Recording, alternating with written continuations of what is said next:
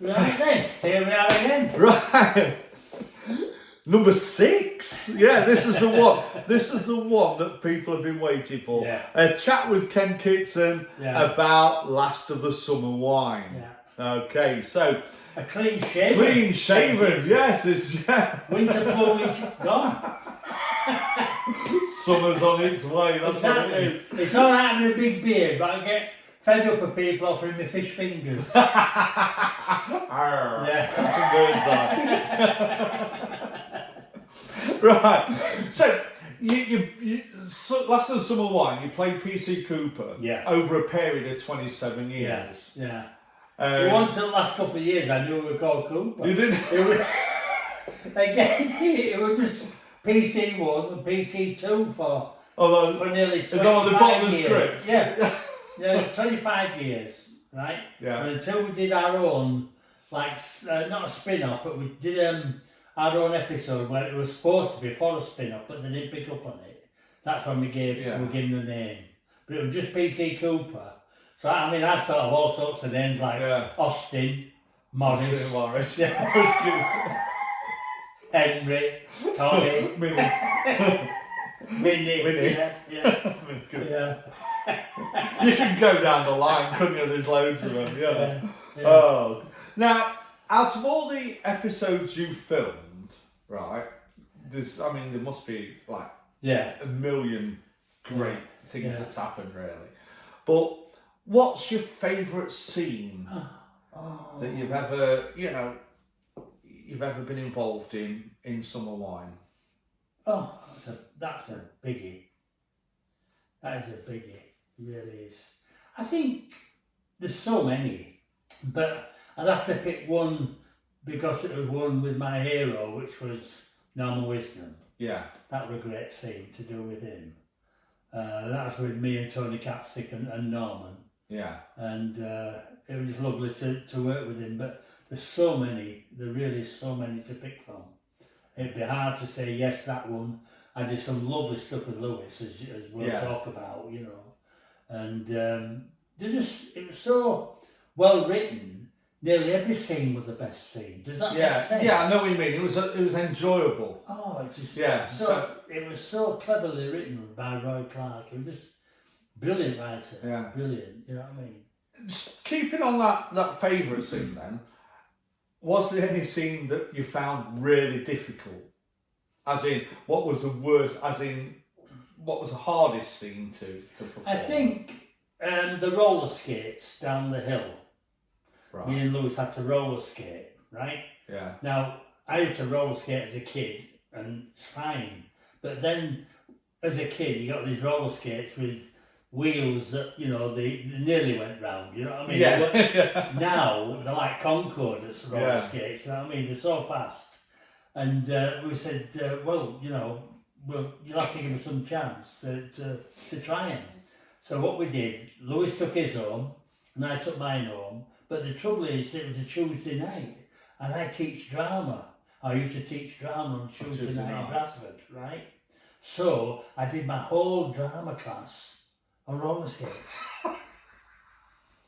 It's the only time I had. So the only time you had to practice or while you were teaching the class. So the quite a few falls, but I got it, Yeah. And in the end, when we did it on the day, we were going down this hill, and it's all right getting tarmac roads, but up in the country, there might be tarmac with a few potholes, you know what I mean? They're not the best roads in the world. And I said, right, I'm not being funny to director, I'm not being funny to you, Alan. I said, but I'm doing it once. Right? He said, don't worry, we've got 3 cameras on it, right? So we'll definitely catch it. And it did, we did it in one, and it was brilliant. But I think that was one of the hardest things. Yeah. Because, if we'd have fallen, we'd have grazed our elbows and all, we'd have had some nasty bumps and cuts and what have you. But what it was, we went down this hill, quite fast as well, both of us, and at the bottom, there's about 6 dogs, guys, with 2 massive mattresses like this, waiting for us to hit the mattress. So it's coming to some Yeah. So we hit the mattresses. Yeah. Oh, bless. No, you can just picture these prop guys. They're coming. I know. Yeah. Brace yourself. Yeah. Yeah. Oh, so funny things that happen in life.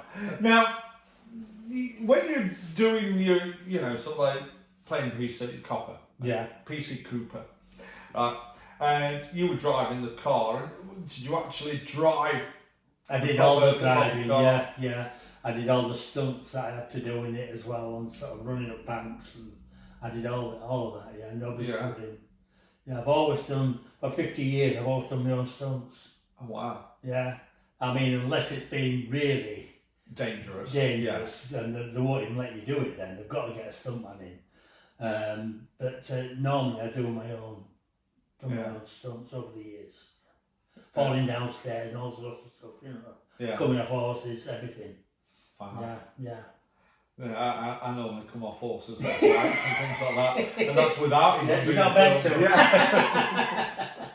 Yeah. Yeah. But normally it's quite easy. I mean, it's just mainly normal driving, but the odd episode where we had to drive up a bank or something like that, and that was it. No, fantastic. Yeah.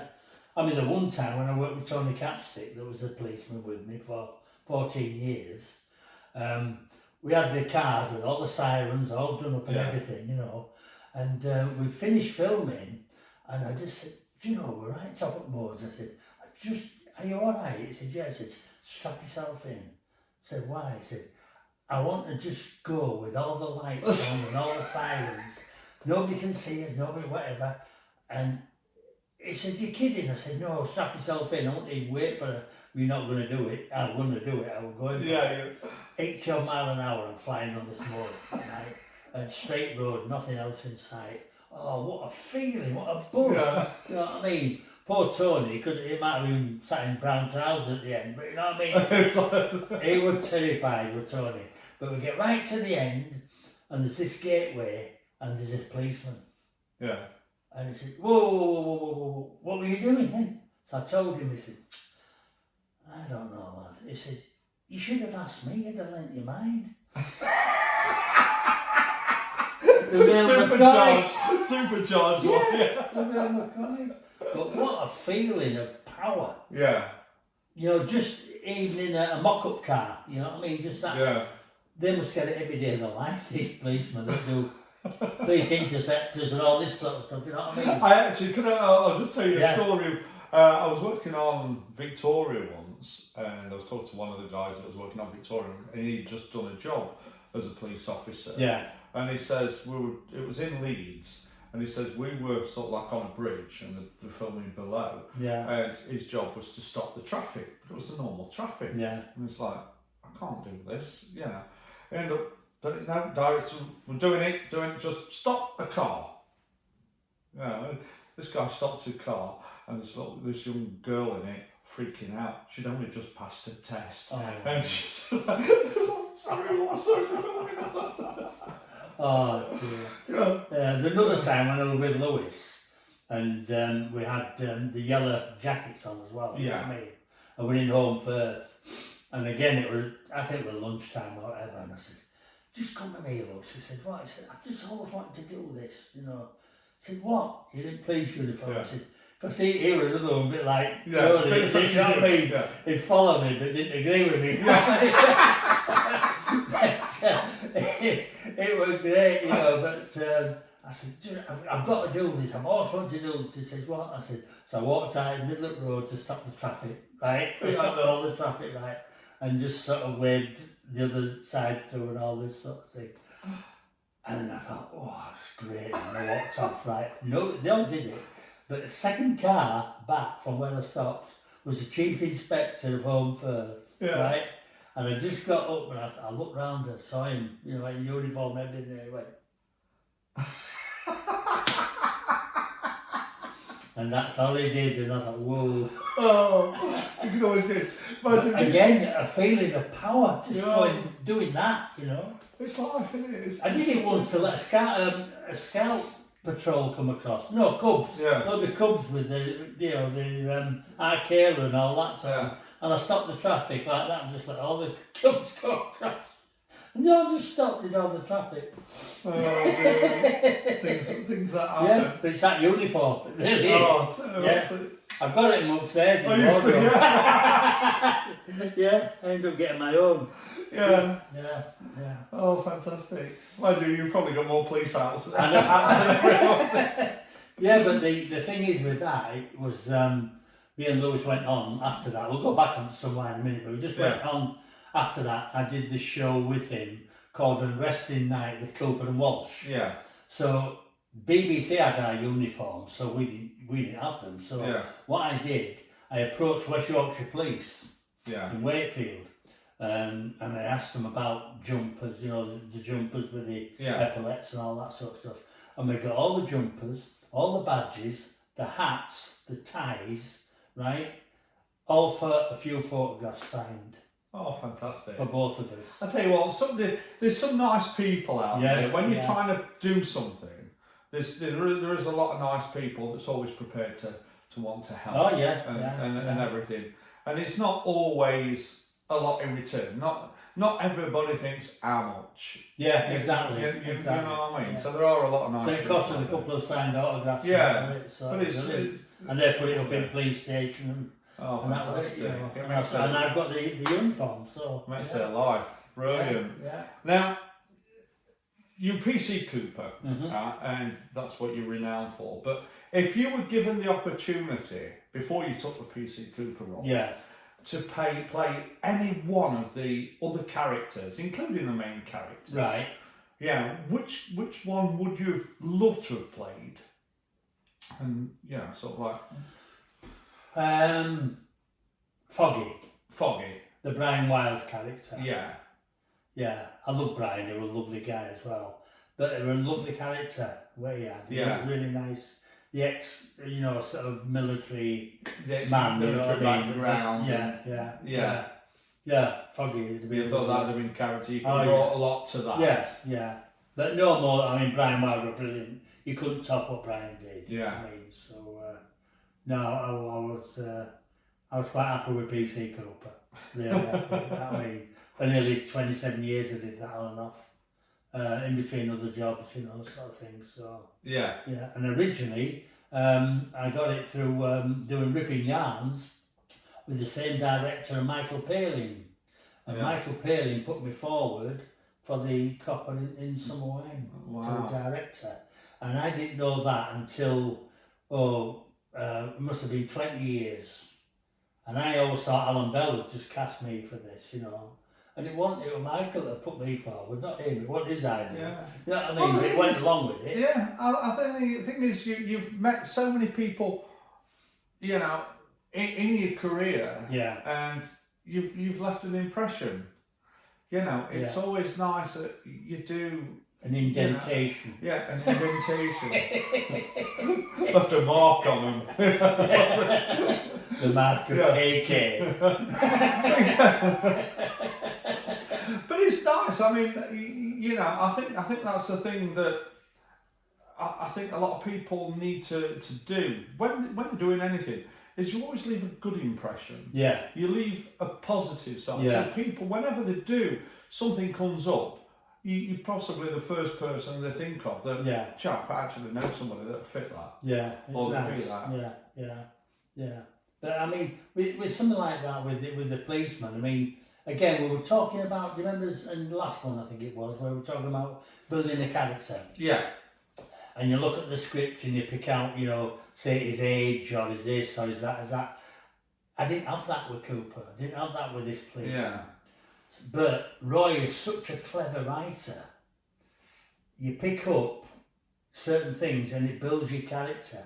Because you build up characteristics as well for it as well. And the thing that I picked up with Cooper was, it was a big head. It was a know-all, or I thought it was. Yeah. It was the wise old man, or the wise young man. I mean, nobody could tell him anything. Yeah. People said it to me, but no, I did play a character. And I assure you. I did? Okay.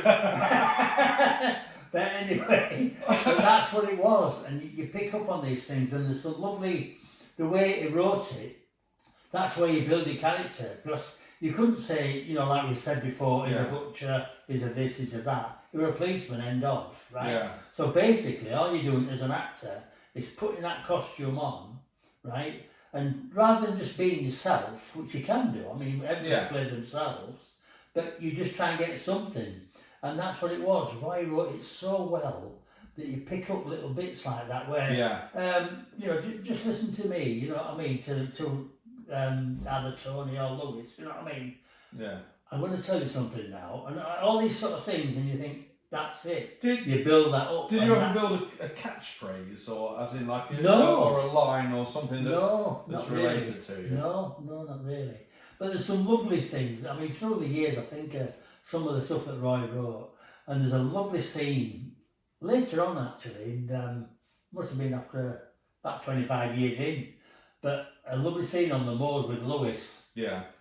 And he gets Lewis to one side, and with the car's parked up off the road, and it's like he said, "I just want to tell you something.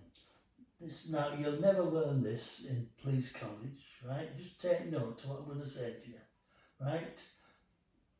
The ideal thing for a policeman, and it's like that as I was listening, is invisibility." And he looks at me, and it's like, you know, but how can you be invisible when they give us these cars? They've got stripes on them, they've got lights flashing, and Lewis is coming back with like, but surely that's the idea, you know what I mean? And there's stuff like that that's just brilliant to do. Fantastic writing. Oh, brilliant, you know what I mean? Just to do these things. Yeah. And, I mean, once you're into it, after all them years, I will bring something to it that Roy saw, and he wrote then for me. So he picked characteristics out of your behaviour and out of the way you later were on, that he put into the character to bring you into. Which is lovely. Oh, for a writer to do that. That's fantastic, isn't it? You know, That's really paying tribute to your talent of what you do. Yeah. But it was such a fun thing to do, it really was. You know what I mean? And all the years. It started off with Lewis. Lewis Emmerich was the first policeman with me. In fact, the first one I did was on my own. And it was a thing called, I think it's either called Getting Sam Home or something like that. But it's a TV film, summer wine TV film. Yeah. And I was just a policeman on my own in that one. Then after that, they brought Lewis in. And he did a few episodes, and then he went to Brookside. Yeah. And then they brought Tony Capstick in, and he was there for 14 years, and sadly he died. And at the time, it just worked out that Lewis had finished Brookside, and they called on him and brought him back, and then we finished it off. You know, so, Wow. But it were brilliant, and you know, I worked well with both of them, I think, you know what I mean? I think they both say that. Sadly, Tony can't say that, but, you know, Tony were different than Lewis, because, again, he was short, so he got the comedy straight away with the long and the short, you know what I mean? The tall guy and the small guy. But it was a born comedian, was Tony, he really was. I mean, but it was a different ball game. Tony, bless him, wherever you are, he wasn't the best with lines, right? And cues. So I had to learn my lines and his lines as well, because if the line was something like, and then we ended up on the avenue would become a street, a road, a cul-de-sac, whatever. It never finished the avenue. That means I had to wait for this sort of cue. Yeah. You know what I mean? I had to be on me sort of on the ball all the time. I had to learn them backwards. So the cue changed. Yeah.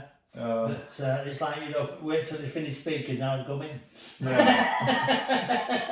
what I mean? Go to the end of the cul-de-sac. But he was lovely with Tony, really was. Lovely guy. And we had some good laughs. Oh, fantastic. But he had a joke every day, you know what I mean? He was just one of those type of people, you know what I mean? He'd come in and first thing he started telling you a joke in the morning, you know what I mean? when you put in your costume I on. mean, some people have just got like what they call funny bones. Yeah, haven't they? yeah. You know, they Yeah, just, he was a comedian in the clubs, you know. Yeah, That's where he remember, learned yeah, it all. yeah. You know what I mean? And he wrote that lovely song, The Capsic Comes Home. yeah, because it came from it's brilliant my song. side of the Yeah. the That's fence right, yeah. with the variety entertainment type of thing. He did, So it was- yeah. Sheffield and Rotherham and all that, Yeah. around that way, you know. That's where we buried him, went to church Yeah. round that way. And that was, I mean, his funeral was, there were about 600 people there. And they would say if you can do Oh. comedy in working men's clubs, you can do it And- anyway. Well, yeah, exactly. And the thing is, at his funeral, he had, because he sang folk songs as well, he sang at his own funeral. Yeah. You know what I mean? And They it put was, one on. just the putting of his songs on, and it was brilliant. And they brought the coffin down because we buried us, Tony. Outside, they had all these speakers and everybody outside. There were about 600 people there, unbelievable. And I went with a friend of mine, and we both said, and she said same. It was like they came down with the coffin, and we all started applauding. Yeah. And I started this applauding, you know, this clapping and applause. And this woman turned around to me in the church and said, "Excuse me, we don't do that in church." I said, "Oh, we do now, love." Yeah. And carried on. Well, And everybody applauded. Ah. Then the vicar came to me afterwards and said, were you the instigator of that applause? I said, "Yeah." I'm sorry. He said, "No." He said, "It's the most moving thing I've ever had in church." It's a tribute to somebody that's an entertainer. Yeah. Getting a final applause. Yeah. Is exactly. You know. Yeah. It's like myself. Yeah. It's like it's an appreciation, isn't it? Of course it is. Yeah. You know, and I think that's got to be one of the best things ever. Oh yeah. Somebody, yeah. you know, somebody gives you and a round his of wife applause. and everybody said, if it hadn't been for that, they wouldn't have been able to get through to stand up at the end to walk out of the coffin. And it lifted everybody, you know. And I ain't saying good old me, but I'm saying no, but you it did came natural to me. Yeah. Because, you know what I mean? Yeah. Because knowing him the way I did anyway. Yeah. You know. But yeah, and the vicar loved it, so that was great. Yeah. Now, obviously, you as PC Cooper, 27 years, but you're just an actor. You're an actor. You're playing a character. Yeah. Now, has it ever happened where the general public have approached you as if that's your real life, that's your, and they've asked you things? Well, I've been filming. Why? You know what I mean? I'm stood there in my costume, and they've asked me directions or something, you know. And I said, "I don't live here, love, I'm sorry." "Oh no, we thought you were." "Yeah." I said, "No, I said, I'm an actor, I'm doing this." "Oh, what are you doing then?" You know? So, yeah. Oh yeah. It's true, honestly. The public. Can you get in touch with your inspector? I've been burgled and they've not got back to me. I know, unbelievable. The public. Oh, people are brilliant, really. It's like Bert Kwok, who was a lovely guy. Yeah. And they didn't know his name, so people asked him for his autograph and said, "Excuse me, Kato, can I have your autograph?" And Bert just said, "My name's Bert Kwok. It rhymes with clock." Yeah. I mean, looking at the character, the people that were in that, like Bert Kwok, I mean, it was, everybody knows him from the Pink Panther films, Peter Sellers, and things like that. And you know, the characters that you've been in. You mentioned Norman Wisdom were in it. Had a small part in it. Yeah, it was in a few episodes. What other sort of like big name cameos? When do you think? I mean, I worked with Cameron Ball. Yeah. Mainly Bobby Ball, who was lovely, and sadly he died last year. You know what I mean? And, it was lovely with Bobby, and Howell Bennett. You know. Yeah. Warren Mitchell, Russ Abbott. There's loads of people. Eric Sykes. You know, I had to kiss Eric Sykes, right? There's an episode where I had to kiss Eric Sykes. And it's truly of the Yard, Frank Thornton, that sets it all up. And he's got his eyes closed like that. And I say to him before we did it, I said, "Look, Eric, I don't mind kissing you, but no tongues, right? And he just laughed and said, I promise, Ken, I promise, right? And what it is, they're getting him lined up with this girl, this woman, right? And he thinks that's her. He's got his eyes closed like that, and he just puts his arm around me, pulls me in, because I'm just walking to see what's happening, pulls me and gives me a massive smacking kiss right on the lips, and so I kissed Eric Sykes. Put that in your CV. Oh, there you go. Yeah. Oh dear me. Eric Sykes. I mean, what a talent. Yes, again. Just like from the Goons and everything like that. And what's lovely with all these people, especially the comedian side of it, like Eric Sykes and people like that, it's the timing.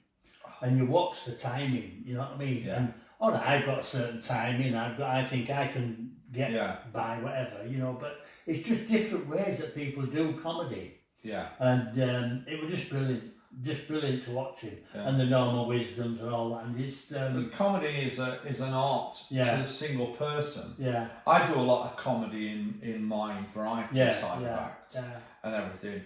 And the timing it's what's natural to you. Yeah. That makes your character, that makes your person. Exactly. And things like that. It's like most of my characters, most of my comedy is based on my mother. As you do, as a child, you always take the mickey out of your parents, don't you? But it's like with Norman. I mean, he was just amazing entertainer. And Peter Sallis liked to do his lines and go, you know what I mean? Yeah. And we have this film around this lake where Norman is in this Mini and he goes straight into this lake and the police car follows him, you know what I mean? So we're sat there and we're looking down and when Tony's with me then, and looking down and there's oil, right, sort of in the car, and it's coming up to here, right? Now Tony's a lot smaller than me, so it was up to here on him already.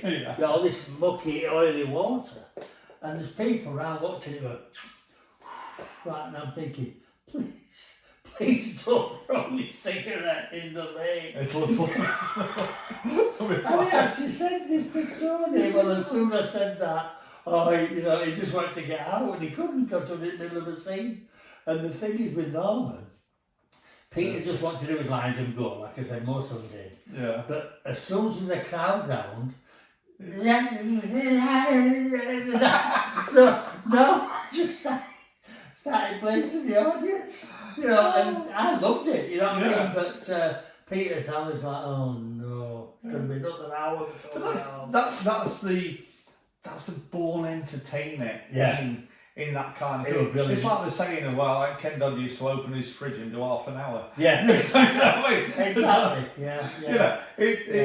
It's a born entertainment thing. It is. I mean, you get some that you think, oh no, just going on a bit, but I never found that with Normal Wisdom. I just thought it was such a clever entertainer. I mean, some people can do it and it be not apt, not be right, not feel right. Yeah. But when it wasn't apt when Norman did it, but everyone loved it because it was Norman, you know what I mean? And they're all expecting it anyway. But it's a legend. All I was worried about more than anything were these cigs going in the lake, you know what I mean?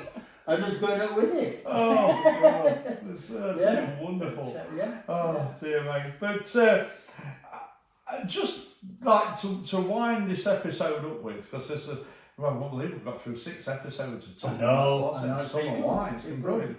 Tell you what, Ken, it's been a real pleasure talking about your 50 years. It's been great to do it for you, Steve. I've really enjoyed it myself, and it's made me, let me remember a lot of things I've forgotten, basically, you know what I mean? So when you start talking about one thing, another thing comes up, and it's like... it just floats off on the thing. Yeah, it's been good, and we've digressed a bit over the days, but no, it's been good. But, looking at Summer Wine, right, what, in your opinion, makes it so special? I think it's family, harmless fun. Yeah. It's 3 old guys becoming kids again, walking over the moors and getting into trouble and being kids again, and kicking sticks and walking on walls and whatever you did as a kid. they did it, and everybody could watch it. And even now, I get kids this size watching it and talking to me about it because they've watched it with the grands and the granddads. Yeah. And I get people at 30-year-old, they've watched it with their uncles, their aunts, the grands, the granddads, the mums, the dads. So there's not a definite age group for it. It's from 5. So it's universal. It's universal. Yeah. And every age group can enjoy it. Yeah. And they have done over the years. I get fan mail from all over the world. And some lovely, lovely things said. You know, and for somebody to send an email and say, thank you for all the years of laughter that you've given me. Yeah. You know, over the years.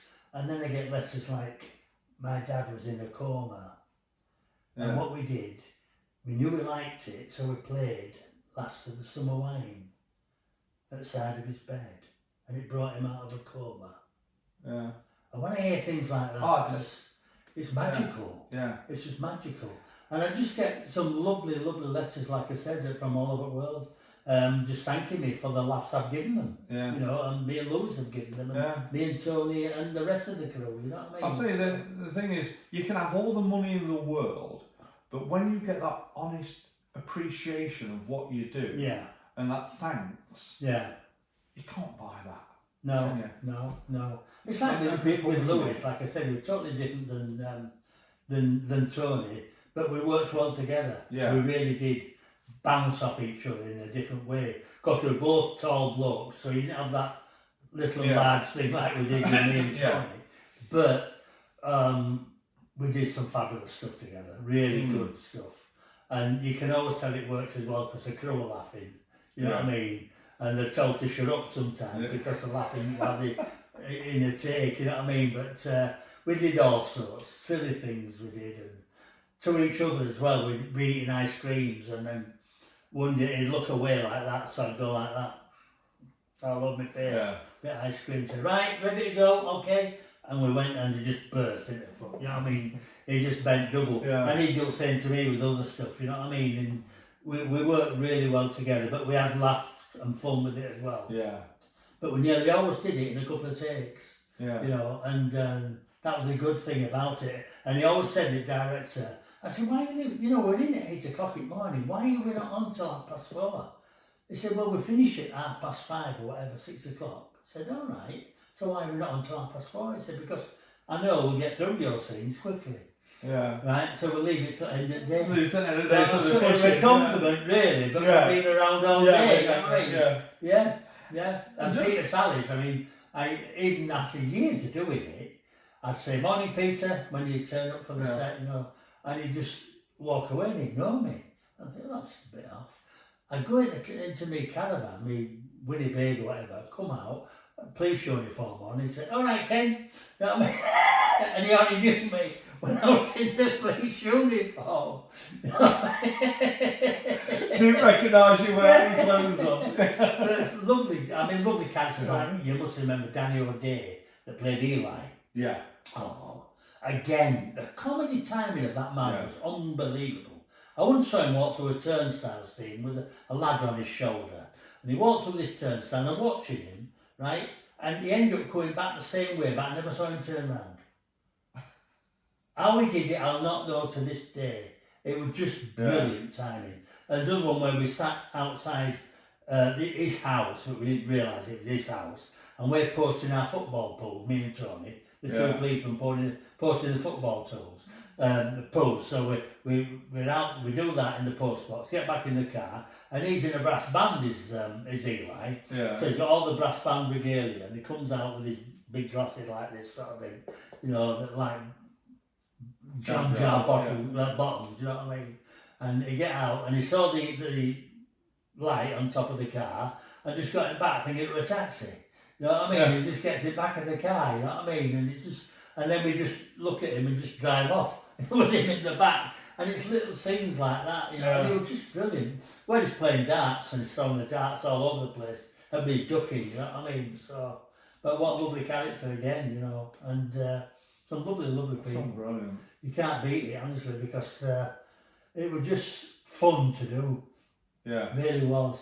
It wasn't like work. I mean, well, acting, I've never found it like work anyway. Just Well, they'll it's see fun to do. if it's something you thoroughly enjoy. Yeah, You never work a day in your life. exactly. Because Exactly. Yeah. It's part of you. It's Yeah. not. And it wouldn't matter what time you had to get up to do it, I'd do it. But that's same with everything I've ever filmed. It could be middle of the morning, you know, and you called in, you do it. You know, because you just love doing it. You know, it's in your blood, like I said. Yeah, I in one of know the what you first mean, interviews, if it's in your blood, it's in your blood. Once it's there, it's like you've got to do it. It's if I had to do it all again, I'd do it all the same. part of your DNA. It's part of the thing that makes you the people you are. Yeah. And everything. Yeah. But it's tell you what, you brought many a smile to many a person.